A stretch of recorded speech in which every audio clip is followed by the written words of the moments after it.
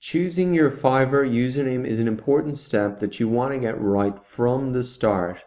The reason that you want to get it right from the start is because you can't change your username once your account is registered. So my advice is really to just use your actual name as your username. And there's a couple of reasons why I'd advise you to do this instead of mentioning your niche or choosing a username that you don't use anywhere else online. And the number one, reason for me is I see Fiverr as a kind of extension of what else I'm doing online. So I want to keep all of my profiles consistent. I want to have the same username. And even though Daragh Walsh is, especially Daragh is not a name that's familiar to a lot of people, it's quite hard to say. They're not even sure how to pronounce it. I still think it's better because it's consistent with all my other profiles. You can see my Udemy profile here, my Twitter profile. And so I see this as part of what I'm doing online, not the only thing that I'm doing online. And I'm sure you have all of these social networks as well. And although they might not be connected right now, you may move into Fiverr more full-time and you want everything to be consistent later on.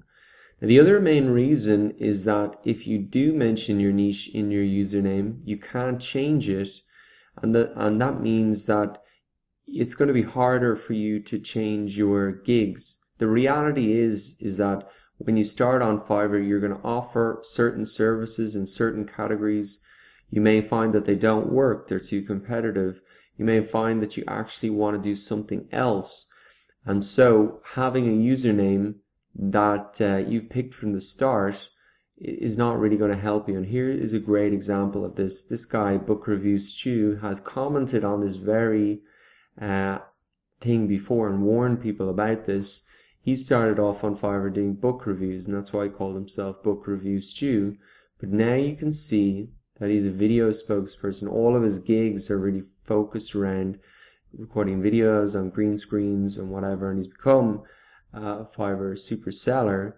But having this in his name really is a little bit confusing now for buyers, so there's really no advantage in it. So that's my advice on selecting your Fiverr account.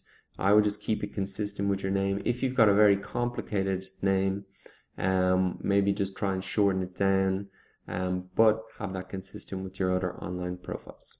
Okay, so go ahead and do that now if you haven't done so already.